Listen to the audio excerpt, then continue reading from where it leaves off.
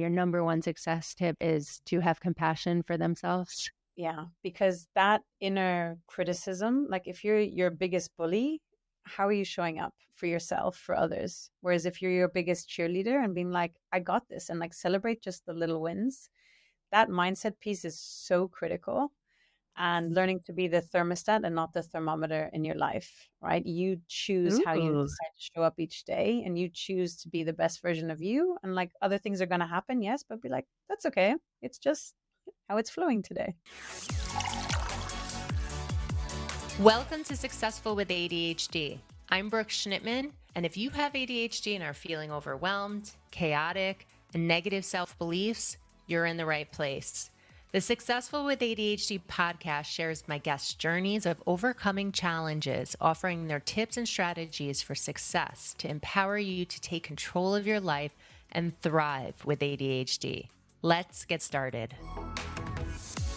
Today I have a very special guest. Her name is Claudia Von Boesalager, and she's a peak performance and longevity coach and serial entrepreneur, passionate about helping people reach their next level from life and business optimization to increasing health span for longer. And so wonderful. Claudia's on a mission to help 1 billion people optimize their lives and reach their fullest potential. And she's done 10 plus years of research, countless interviews with global pioneers, and she's uncovered the key strategies and tools to live in a peak state and have a biological age 15 years younger than her chronological age. Come on, Claudia, share your secrets. It's such a pleasure to be on today, Brooke. Thank you so much for having me. I'm delighted. And yes, I'm happy to share some of the tools that I've used to do that, which are very helpful for ADHDers as well. So yeah, pleasure to be here. Yes. And I'm sure our audience cannot wait for you to share that. So I'm 39 now, 15 years younger would make me 24. I'm okay So with that. yeah, I'm 26, and my goal is actually to be biologically 20 and keep it that way to 150 chronologically. So Okay. and Okay. have lots of fun along the way because it's about increasing health span, right? So yeah, Absolutely. Absolutely. So you are not officially diagnosed with ADHD, correct? correct. Okay. Yeah. So what got you to think that you, in fact, do have it because you're self-diagnosed? Exactly. So I'd say about a year and a half ago, my daughter, now 9, I could tell like if I sat with her, did certain things with her, she could really, focus and do that if there was that inspiration. But like if music came on or something, she'd have to get up and dance, do different things as well. And I was noticing around her schoolwork and spoke to a doctor about it. And she's like, you should have her diagnosed or, assessed basically. And so in that journey of researching around her, and I'm looking at things and I was like, oh, tick the box, oh, tick the box. And I was like, okay, this is quite obvious as well.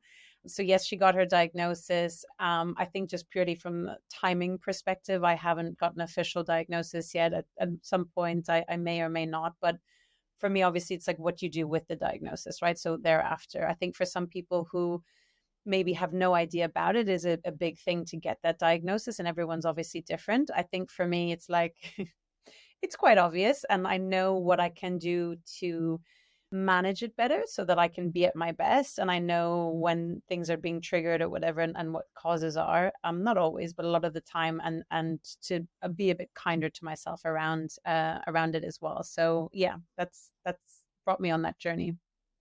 Okay. So since you seem to hack a lot of things to help you manage your ADHD, given the fact that you don't have an ADHD diagnosis from a medical professional, I'm guessing you're not on medication for ADHD.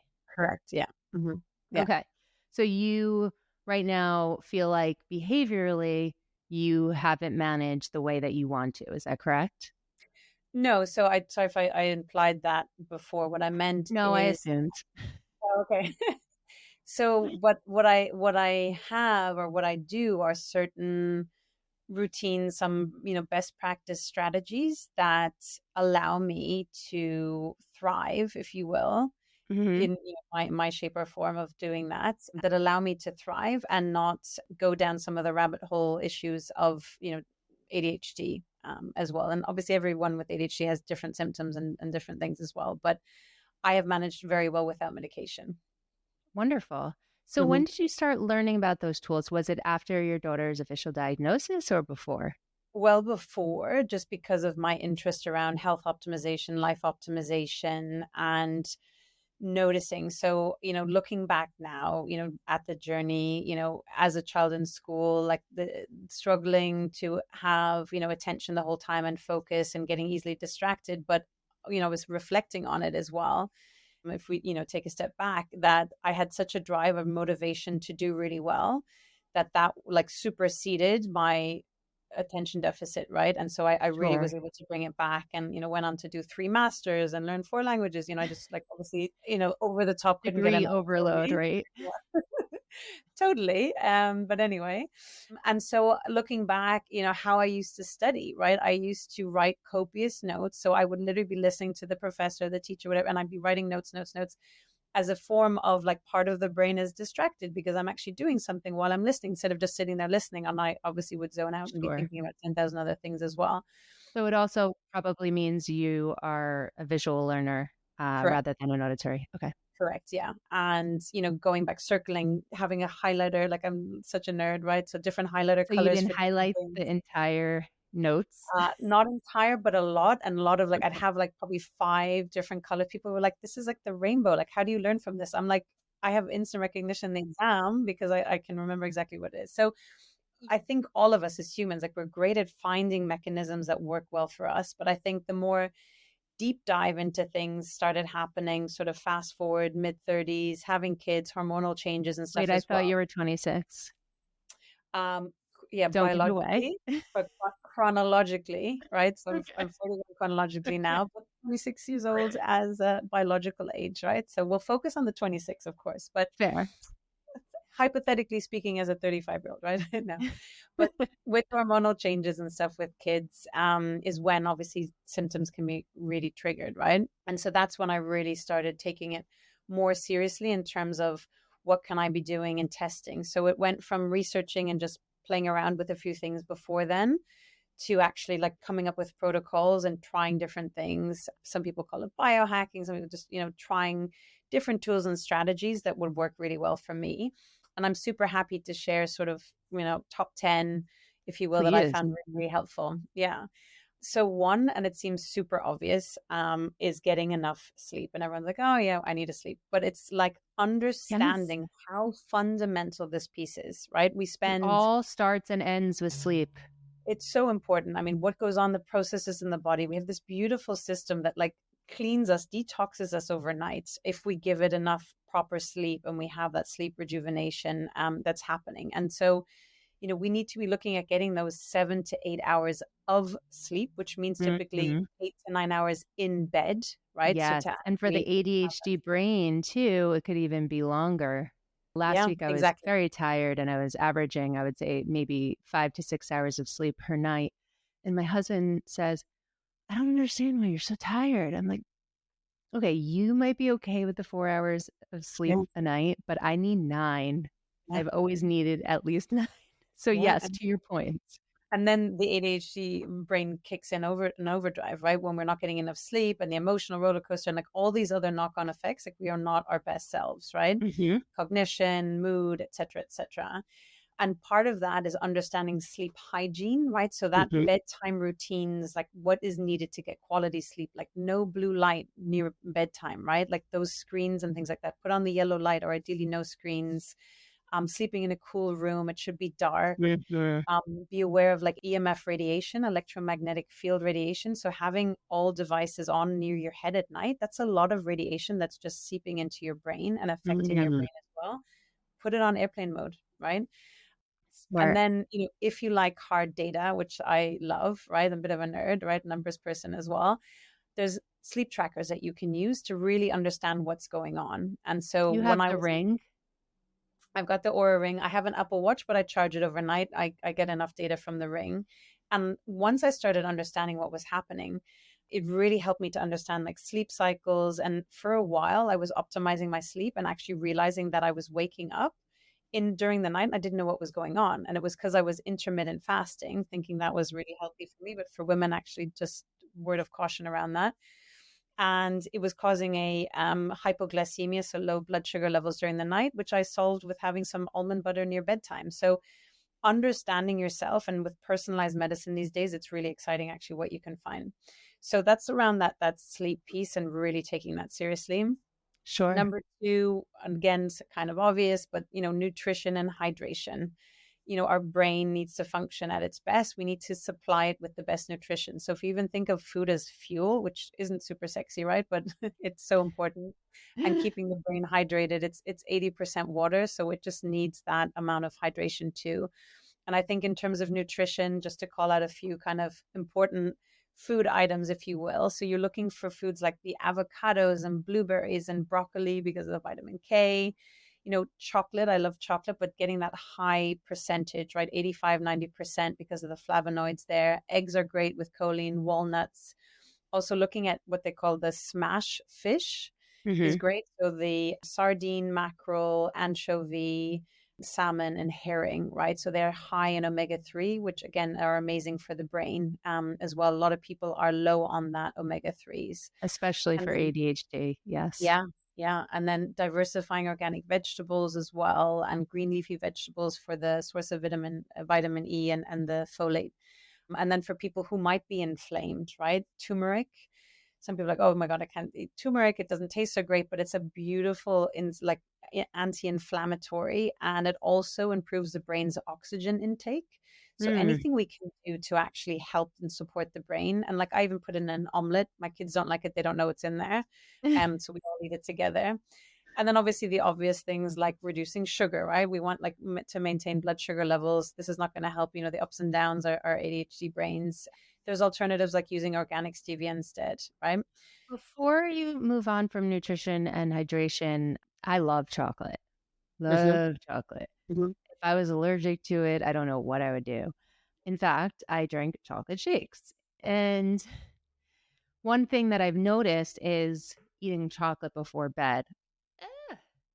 Can Mm-hmm. you speak to that a little bit? Because it has caffeine in it, right? Yeah, exactly. So there is that option or that danger that it will trigger that sort of wake you up during the night state. So if you have it, try to have it earlier in the day, and also because you want the health benefit from it. So like why not have chocolate but just try to maybe have it mid-afternoon so you have enough hours in order for it to not be causing a biochemical reaction during the night. So I'd recommend that. Yeah, yeah.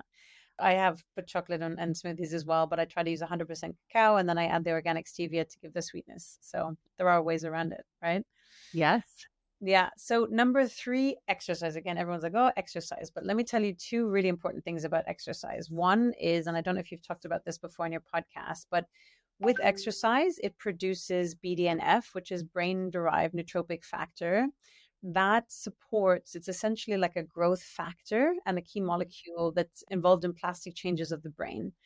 And getting at least like 15 minutes of exercise. And what I try to do is really in the morning, first thing, to get the blood flowing through the brain and to stimulate that nootropic factor is just so fundamental. It helps also with regulating hormones like estrogen and testosterone, helping with energy levels throughout the day.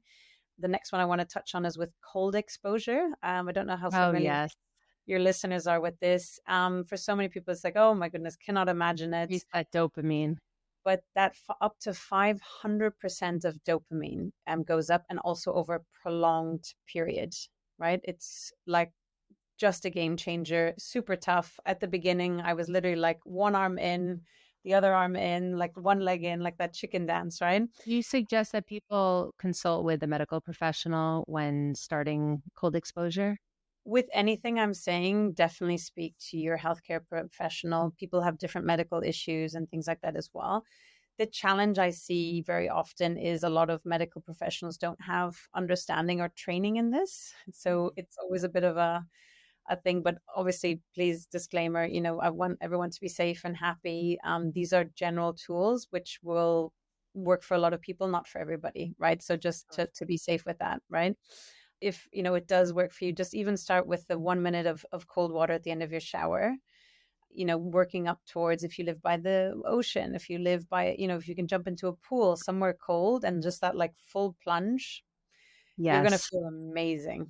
Plus, fun fact, if you started it in the shower at the end of it, it Mhm. closes your follicles. So you're less exposing of oils coming in and acne, and same thing Mhm. with your hair too. So, Yeah, it's good for your hair as well. So from an aesthetic point of view, you're doing well. yes. So yeah, I love that as well. Another one is also breathing right. And so I used to very much sort of hold the ribs in and breathe with the shoulders, and really, really learning about breath and breathing, and especially nasal breathing, to make sure you're getting that beautiful deep breaths in, and that oxygen flow is super important. And there are obviously different breath work exercises that can be done to just retrain that, to strengthen the diaphragm, to do those beautiful belly breaths, right? So that Buddha belly Yes. kind of expands. But also what I really encourage people to do is like posture check-ins during the day. Like, how are you sitting? If we're scrunched over like this, blood is not flowing to our brain, oxygen is not flowing to our brain, right? And so just doing something simple like getting up, stretching, rebreathing, taking a few steps will also help with focus, attention, feeling better, feeling more energized, so that we can perform better in our day-to-day lives, and also with or without ADHD too. Number 6 is a regular meditation practice. And I think this is a major game changer for me. I love the way neuroscience has come into meditation and understanding what's actually happening, looking at the synchronization of brain waves through meditation, accessing different states as well. And I think people who struggle with ADHD, or even sort of more general monkey mind and always in their head, Mhm. that ability, and through training, through regular meditation practice, of being able to drop into that lower frequency state where you can access more creativity and intuition. Science is showing that actually the corpus callosum, which connects the left and right side of the brain, actually thickens over time. More creativity, more insight, more depth. I mean, just the benefits are so fundamental. And I think an easy way in is one of these apps like Headspace or Calm. There's like this Take 10, working up to different things. I've done the TM meditation training, which, I Same. mixed it up as well. But that's really hard after a while, especially for individuals with ADHD. The transcendental meditation, it is one of the best meditations. I 100% agree. I actually did it for the first time in a while yesterday, Mhm. but it requires 45 minutes of your day. And who wants to sit down and meditate for 45 minutes a day? This is it as well. I think it's finding what works. And I don't do the Exactly. same thing typically every day. I have a short one in the morning, and then I'll try to do something midday. And I have some biohacking tools that I use that I'll share in a moment. I But also think it's important to note that you don't have to do the typical meditation. You don't have to use the apps to Mhm. meditate. It's just noticing your thoughts, right? Yeah, yeah. And even so, one is the noticing the thought, and also just like focusing on the breath, whatever it is that somebody needs. But one thing, Brooke, I'll share with you, I heard from Naval Ravikant. Some people might have heard of him. He was using a Buddhist meditation teacher, a monk. And what really resonated with me, and this is for more maybe advanced meditators, is that if you do a 1 hour meditation session, which is a long time, but the golden stuff is after 40 minutes. And I've been able to do that a few times. I try to do it once a week. I don't always manage because I find a lot of time. Naval does it every single day because of the benefit. Because that's where the transcendental piece comes in. Yeah, and that's really, really phenomenal. And again, the more you do it, the more easier it is to access that state. So even with ADHD and that mind, you're just accessing it much quicker and faster as well. So huge fan of meditation, big game changer. I speak with a lot of these, scientists and peak performers. This is like everyone has some sort of meditation mindfulness practice. So yeah, really big piece. Taking regular movement breaks, typical ADHD, just get up, move around, make it okay to do that. Eliminating distractions, obviously very obvious. We know multitasking is not conducive to productivity. It's much better to create Hmm. quality material. I keep my phone on focus mode all of the day. And then when I want Turn it to, on my over to schedule the time, I go in and check the messages. I'll sometimes use, on as a Chrome extension on my browser, the Noisely, Noisli. Don't know if you know that no. extension. And you can put on white noise, you can put on sounds of the ocean, a train, a Great. fan, waterfall, whatever you like. It's actually free, which is great. They always have a upgraded version as well. And then what I'm trying to access more is this like flow state, which is obviously very difficult for people with attention deficit. But creating that environment and knowing that there are certain factors to provide for that, and then planning for other times of the day for the phone calls, for the distraction, for the email inbox and things like that that distract us. What is your personal flow state? So my personal flow state, and I think this is how I interpret it, is when you access that state of bliss in terms of flow, and like time flows by and hours go by, and it's defined as sort of just outside of your comfort zone. So it needs to be a little bit challenging. You need to be well rested. You need not to be hungry. You need to be free of distractions. And then the ideas and the creativity, you're in this flow state and you don't even notice time going by.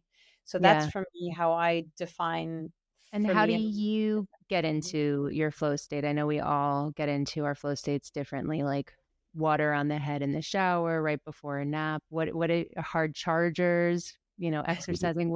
What's yours? So mine is the having that morning priming routine, which includes the exercise, breath work, meditation. I do different things, visualization, setting myself up to win for the day, making sure I'm hydrated, making sure I've had a really good night's sleep. I block then the time in my schedule. I'm freeing distractions even around my desk. I literally take, except for like maybe flowers, off and away. Even like I have an external monitor. I don't want to see that because it's again triggering work, and just having that like white space, if you will, to be like, I wanted to do a brainstorm or download on this, and just making time for that. I know some people, they'll have a separate laptop that doesn't have internet connection to work on something because the temptation to like go into, let me just research that quickly or whatever, it's too high. I'd Sure. like to have some sort of background music on, typically either a song on repeat or a soundtrack on repeat, just so it's not mixing up too much and my brain's getting distracted as well. So yeah, those are different ways that I like to try to access that flow state. Wonderful. And I Mm-hmm. know I cut you off. You had your next tip. We had some other biohacks, lion's mane. I don't know if you've discussed that on your No, we podcast. haven't. Four Sigmatic have one. It's like a mushroom extract, but it's really really great for focus. And you can either mix it in your coffee, you can have it as like a coffee. It has a very earthy taste to it. Red light therapy for mitochondrial support is also great. There are things called like nootropics, aka Hmm. smart drugs. So not necessarily smart drugs, but there's different supplements within them that help you to, focus more on if you have like a presentation or something in particular where you want to be at your best. My final one, number 10, is self-care and compassion. This was a big piece also for me because I always thought that I had to be at my best all the time and it had to be perfect and perfectionist and A-type and all the rest of it. And it's understanding that you're going to have really great moments and then other moments where like it just ain't happening. Really? Yep. Just riding that wave. Yeah. And it's just like, that's okay. I wanted to go back to that book. Like, let me take a half-hour break and let me just focus on that book, or like, let me go walk my dog, whatever it is as well. And to not beat yourself up consistently. So, I love that. And I think that it's really important for people to understand that the more we try to be a certain way and it just isn't fitting for that day, whether yeah. it be you have other thoughts going on or, you haven't had that sleep that you need, you haven't had that proper nutrition, or it's just not your day. The more we try to like fit into this peg hole, we are going to get stressed, anxious, and depressed. So I love the last one where you say, give yourself compassion because no one expects you to do all 10 of Claudia's tips every day. You got No. to figure out what works for you. And you could do the Yeah. meditation for a minute, you could do it for an hour. Yeah. It's really whatever fits into your ADHD schedule. Yeah, exactly. And even like looking at the schedule as like a month and being like, oh, like this Monday and this Saturday, like split it out. Don't try to do it all at once, like that overwhelm effect we want to avoid, right? Yes. And just figure out like one or two things that you enjoy and that are fun, that you like to do. Because that's what life is about, right? We do things to try and up ourselves to be in a better place, to be happier and have more fun with things as well. So, yeah. I love it. I love it. So, would you say out of all 10 of those tools, your number one success tip is to have compassion for themselves? I think so, yeah, because that inner criticism, like if you're your biggest bully, how are you showing up for yourself, for others? Whereas if you're your biggest cheerleader and being like, I got this, and like celebrate just the little wins, that mindset piece is so critical. and learning to be the thermostat and not the thermometer in your life, right? You choose how you Ooh. decide to show up each day, and you choose to be the best version of you. And like other things are going to happen, yes, but be like, that's okay. It's just how it's flowing today. I love that. Be the thermostat, not the thermometer. So you're being proactive rather than reactive. Correct. You set the You set the temperature. tone. Yep. Yeah. I love that. So, Claudia, if people want to get in touch with you, what would be the best way for them to reach out to you? We're on pretty much all social media channels. So it's longevity and lifestyle, all written out for Instagram, longevity and with the and symbol. After I founded my company, realized that and symbols are not a good idea names. Too late, but here Oh, we go. well. It's the Longevity and Lifestyle Podcast. The website is longevity-and-lifestyle.com. So yeah, please reach out. Anyone who's interested to find out more, and would be delighted to connect with you. Wonderful. Well, I love how you're giving yourself compassion for the name with the and. I did the same thing with Coaching with Brooke when we grew to 8 coaches. I said, well, not everyone is Brooke. What do we do? Do we change our names or do we just keep it because we have the brand recognition? But for all of you new entrepreneurs out there, think about that. So it's a pleasure to have you on here. And I'm sure Claudia has a lot of these tips also on her website and on Instagram. A lot of those tips also in an ADHD friendly way are on our free ebook, Coaching with Brooke /ebook. So I'm glad that we're speaking the same language here. And the lion's mane piece has been particularly new for me. So would love to hear more about that as well. Do you drink that in your coffee? Yeah, so I have from Four Sigmatic. I just find that it's a good brand. I'm not affiliated with them. So I just mix it in the coffee, or I'll just have it like I don't have coffee in the afternoon, so I'll have that in like as a coffee replacement. And you actually can like feel neurologically sometimes like a different shift and change as well. So it does. I find it personally works really really well. I know a lot of people who are big fans as well. Wonderful. Thank you Mhm. so much. And thank you for being on Successful with ADHD. My pleasure. Thank you for having me. Such a pleasure to come on and share. And yeah, just hope everyone realizes life is here to be beautiful and joy, and there are great tools out there. So I hope this helped. Thanks for listening to this episode of Successful with ADHD. I hope it helps you on your journey. And if you need any additional support for you or a loved one with ADHD, feel free to reach out to us at coachingwithbrooke.com and all social media platforms at Coaching with Brooke. And remember, it's Brooke with an E. Thanks again for listening. See you next time.